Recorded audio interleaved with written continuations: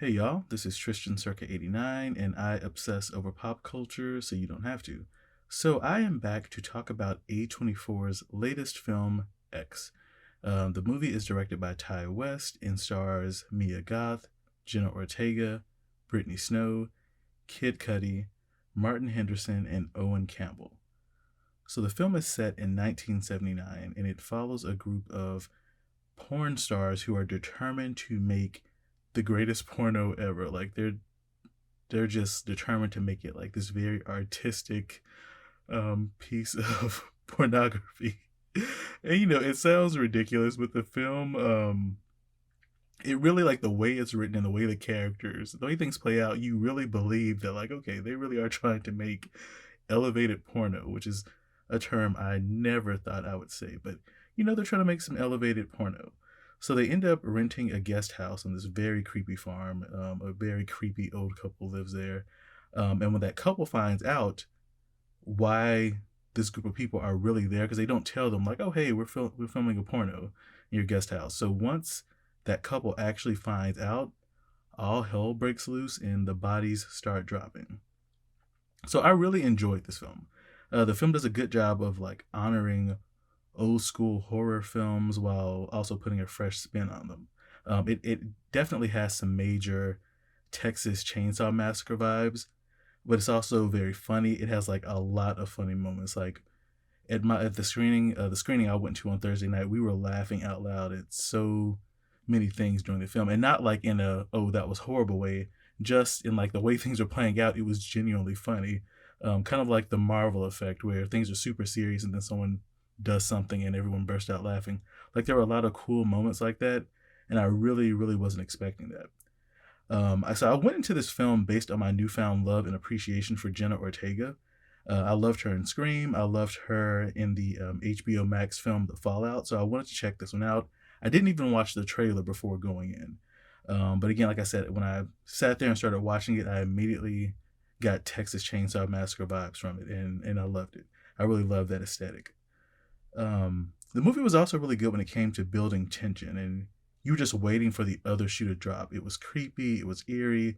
Once the killings start, there's tons of blood, and again, it delivers like that really cool old school scary movie feel. Blood everywhere. The kills can be kind of over the top. It was really, really good. So let's talk about the acting in this film. I have to start off by saying I was so surprised that that was Brittany Snow. So Brittany Snow plays the character Bobby Lynn, and she's a porn star. And I was like, once I realized it was Brittany Snow, I was like, whoa, like she's never been in a role like this, never been in a role like this, and she did an excellent job, like playing her character. Her death, so spoiler alert, she ends up getting eaten by an alligator. The creepy woman Pearl pushes her into a lake, and we'd actually seen that alligator earlier in the story. It had almost eaten Mia Goth's character, so it ends up eating Bobby Lynn, and it's a very gruesome death. But yeah, Brittany Snow does an excellent job in the role. Another person who surprised me, Kid Cudi, he played Brittany Snow's character's love interest and also her co-star in the porno film. He did a really good job as well. I had no idea that was him until after I finished watching the movie and I saw the cast and I was like, oh crap, that was him. So he did a really good job as well. Another surprise that came, Mia Goth played both Maxine and the creepy old woman Pearl, and she does an amazing job in both roles. I couldn't tell who was under the makeup for Pearl, and so like you really, unless you know that going in, it's a surprise when you realize that it's actually Mia Goth playing both roles. I love the character of Maxine. I said this on a Twitter post that she was really, because spoiler alert, she ends up being the final girl. It comes down to her and Jenna Ortega's character, and Mia Goth's character ends up being the final girl. And it was a great subversion because originally the final girl had to be pure. She had to be this paragon of goodness, and Mia Goth's character isn't like that, although you get a twist at the end that shows at one point she was. So another spoiler, at the end of the film, you find out that she was once the daughter of a pastor. And so she escaped from that life, got into pornography and all that stuff. But what I really love is that the evolved and contemporary final girl can be flawed. She can be imperfect. She can have sex, drink, even do drugs if she wants to. And she still is entitled to her life. You know, she still deserves to live. She still deserves to fight off the killers and drive off into the sunset. So I'm so glad her character survived. Now, when it comes to Pearl, I actually just found this out before I started filming this video or recording this video. It turns out that there was a sequel or prequel that was shot right after X. So Mia Goth co-wrote the prequel titled Pearl, and she's actually going to star in that film. Or she actually starred in the film, and it will come out at some point in the future. So I would love to see that prequel because we get a lot of interesting hints about Pearl and her history and her husband, and so I cannot wait for that prequel. As always, Jenna Ortega did an amazing job. Her character was a part of the crew that was helping direct the film and get it together. Her boyfriend was the actual director, and she was the key grip, I believe is what they call that position.